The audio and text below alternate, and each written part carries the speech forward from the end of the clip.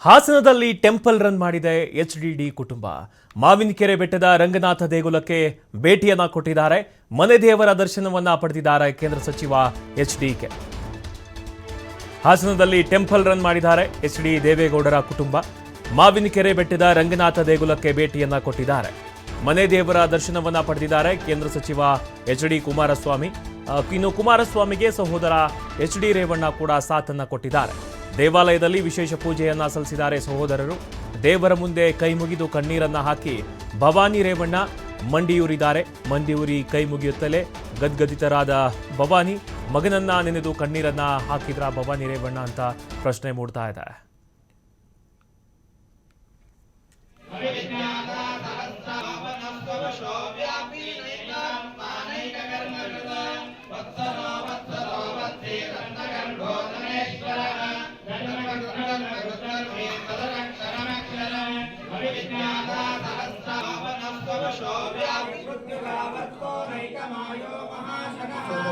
अदृश्यो